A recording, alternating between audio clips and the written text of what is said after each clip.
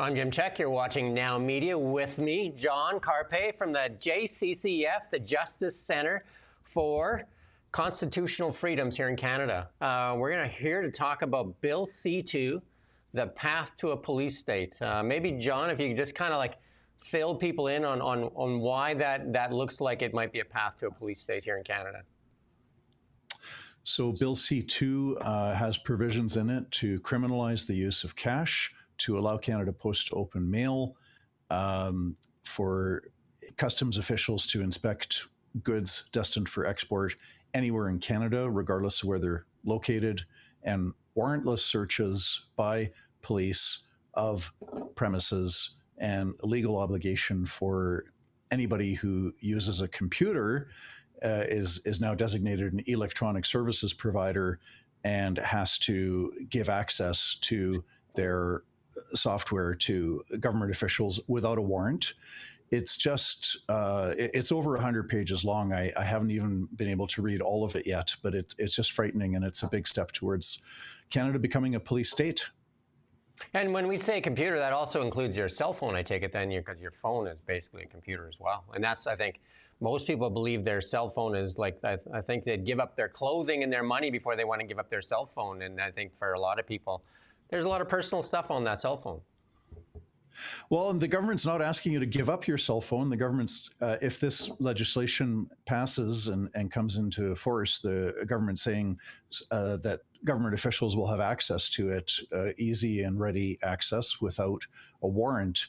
And the way that our law enforcement has been working for the 158 years of Canadian history and even centuries prior is that the government was required to respect our privacy rights, and that could be violated only if police on reasonable and probable grounds suspects that somebody is involved in criminal activity, and then they have to go to court and get a search warrant, and they can violate the privacy of that one individual who is a suspect, and then they can, bust into their home or, tap their phone. They can do all kinds of stuff, but it's very narrow, and the police have to go to court to get a search warrant that applies to one individual or maybe a group or an organization, a criminal organization.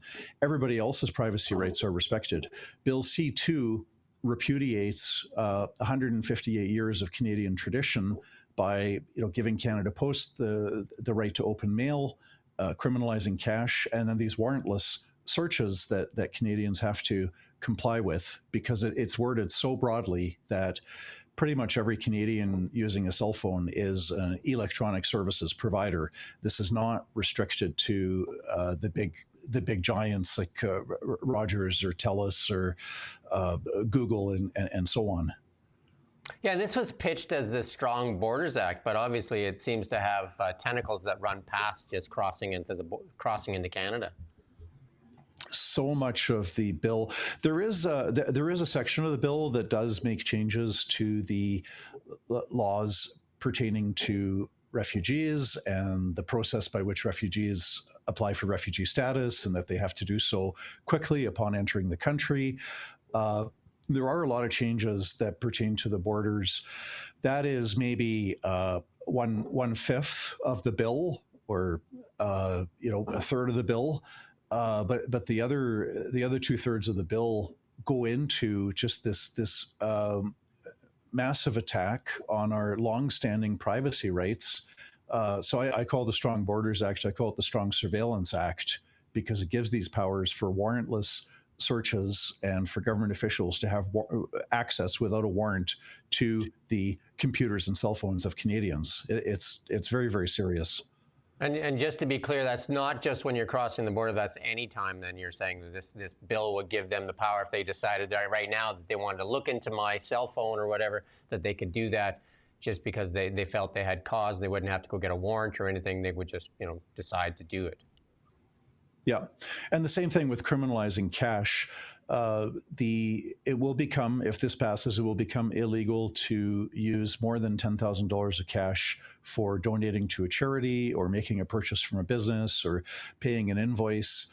And a lot of people would point out correctly that there are not that many Canadians. You could probably count on one hand the number of Canadians that are regularly using cash in amounts of 10,000. But the problem is, once this is criminal, it's very easy for the government thereafter. They can say, well, now the limit is 5,000 cash. You can use cash, up to $5,000. After that, it becomes criminal. And it's not limited to the border. So this isn't about, you're taking $10,000 cash across the border. No, this is just anywhere in Canada. It becomes illegal to use cash in the amount of 10,000 or more when making a purchase from a business or a donation to a charity. You can still give it to a relative if you want, like if you want to give your son or daughter or grandkid or whatever, if you want to give somebody $10,000 cash, or if maybe like a private purchase, if you're buying an antique from a friend. But for any businesses or charitable donations, it becomes illegal to use cash. So it's kind of like a little bit deceptive in the name, though, because most people say, "Oh, like Strong Borders Act, yeah, we need stronger borders," and then people say, "Oh, okay, that's fine." But you're saying it's far greater sweeping powers, and that it's kind of like it's got a lot of stuff like an omnibus bill that's kind of lots of stuff kind of built into it as well. That's kind of outside of that Strong Borders Act. It's also it's not illegal for Parliament to introduce a bill with many provisions, but it does violate the spirit of parliamentary democracy, where we should have debate. This should be broken down. They could have their section on immigration and refugees and let that be one bill. There's absolutely no reason why they can't put in 5 bills on 5 topics. It would be the same content, but just split it up. So you can have some debate on the immigration and refugee provisions, which some people support, some people oppose. You can have a debate on criminalizing cash. You can have a debate on this violation of privacy rights, giving government officials access without a warrant. Have separate bills with separate debates is the way that it should be. And I guess that's, well, I see it as sinister, frankly, because they're dressing up something that's going to be popular with a lot of people. Stronger borders, changes to immigration and refugee policy. There's a lot of Canadians support that, but now they're lumping in all of this other stuff into the same bill. They got a Trojan horse hidden in there. Big one, yeah. And then the cash thing, there's been disclosure on $10,000. I mean, that's a number that's been around for a while. Like when you go to the bank and you make a deposit of $10,000 or more, they make you kind of sign a thing and says where you got the funds, like source of funds in that disclosure. Now you're saying they just won't let you deposit that much money.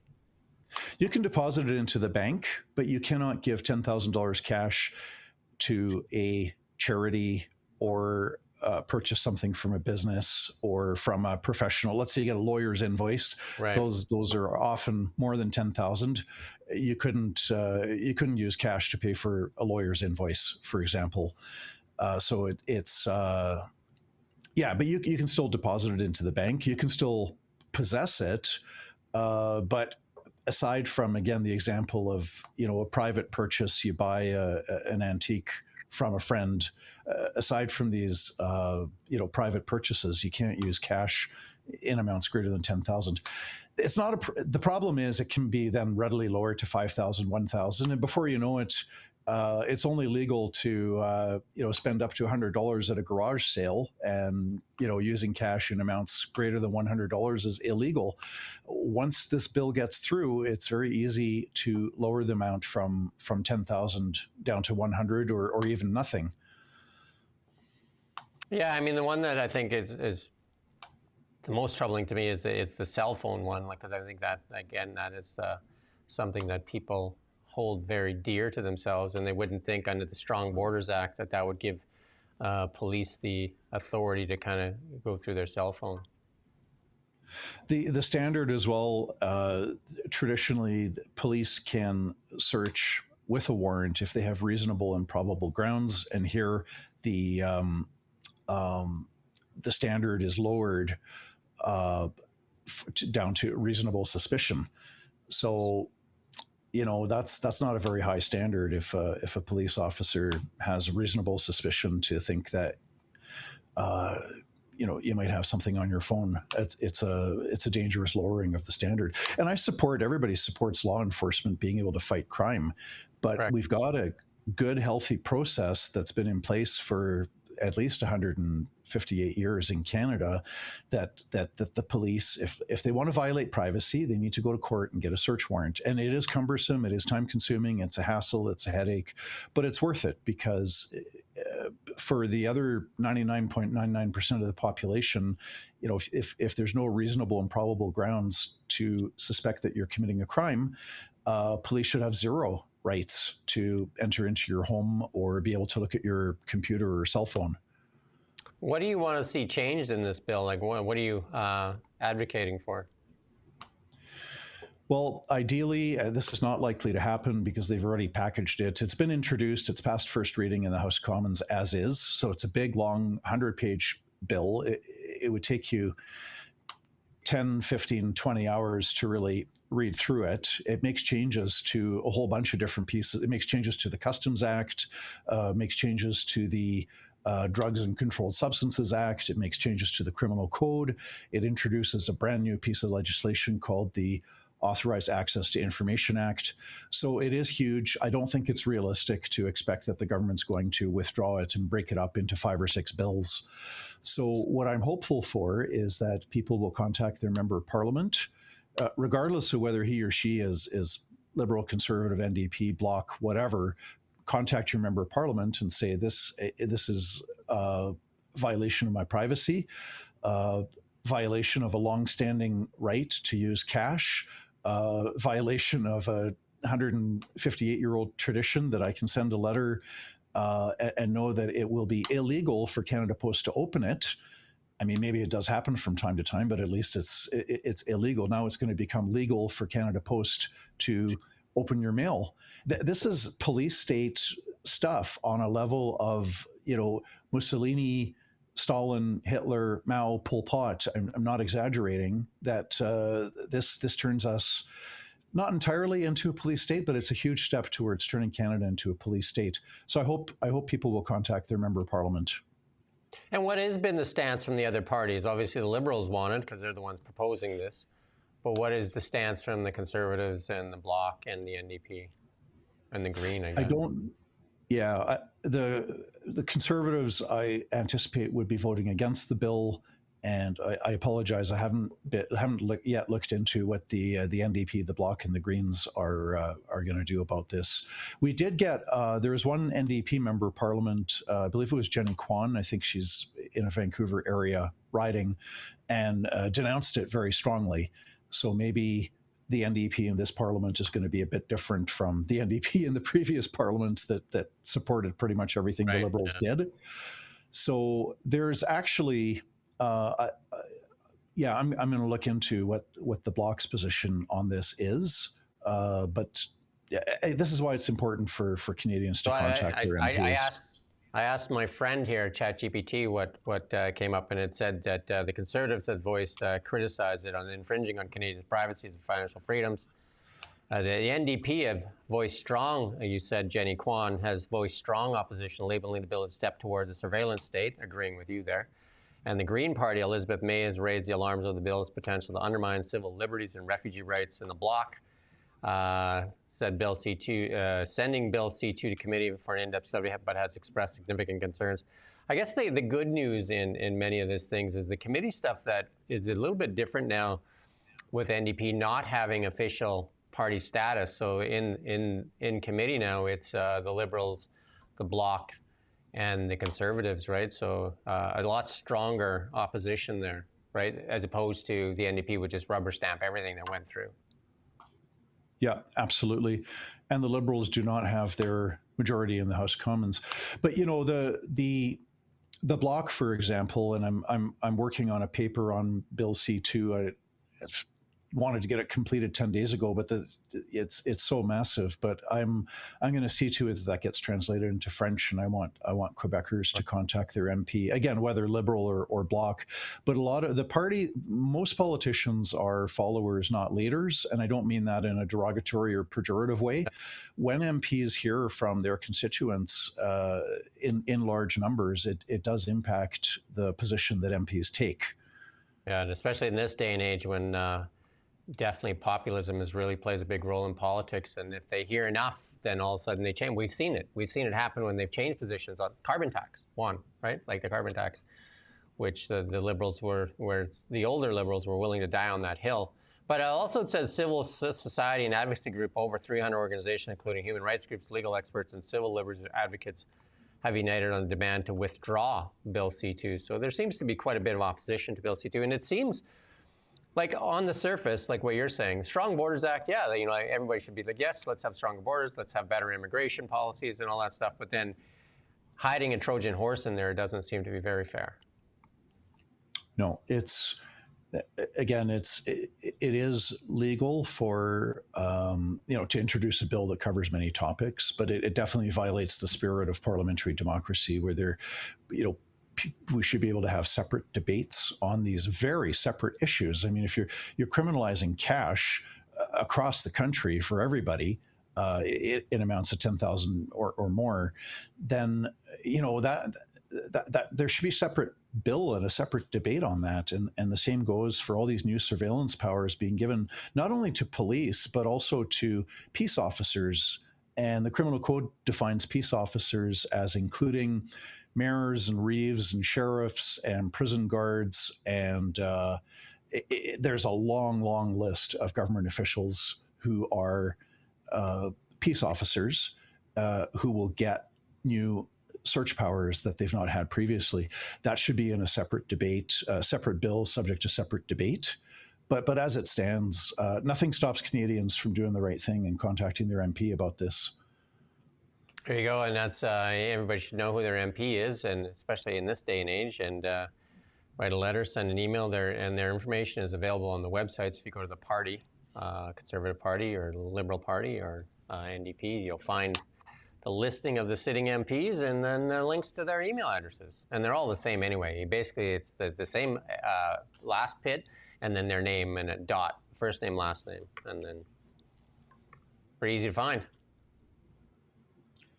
I believe the House of Commons website also probably, I recall seeing it. There's a feature there. If you don't know who your MP is, which is often the case, especially for people in larger cities, you've got multiple ridings. I know Kelowna, Vernon, it's a little bit simpler. There's not that many MPs in the area. But you can type in your postal code and it'll tell you who your member of parliament is if you don't know.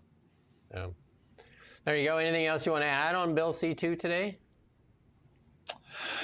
It's, I would say that, this is something that to some extent is in our control. I know the headlines are dominated by the Iran-Israel war. And of course, that's understandable and so it should be.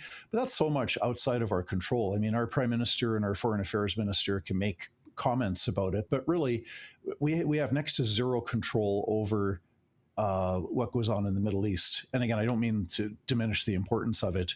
Here is something in our own backyard that we do have some control over, because if enough people contact their MP to express concerns about Bill C-2, we can actually influence what's going on in our own country as compared to, abroad. You're kind of watching, but you have no influence over it. Yeah, I would just add to your comment there. We have no control of what's happening in the Middle East, nor influence really. In that respect, but we do have influence over what's happening here in Canada and with Bill C-2. And then, I think, like again, the Strong Borders Act makes sense, but then hiding Trojan horses in there that take away people's civil liberties does not make too much sense. And I think it just, this is your time to speak up before they put it into effect.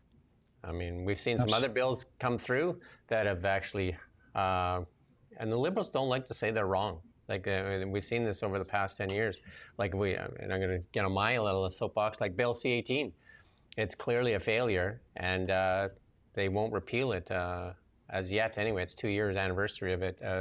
Suppressing access to news in the only G7 nation in Canada that doesn't have access to news on Meta's platforms. And the Liberals spend, since January, they've spent over $5 million on advertising on Meta, which they say is the evil empire.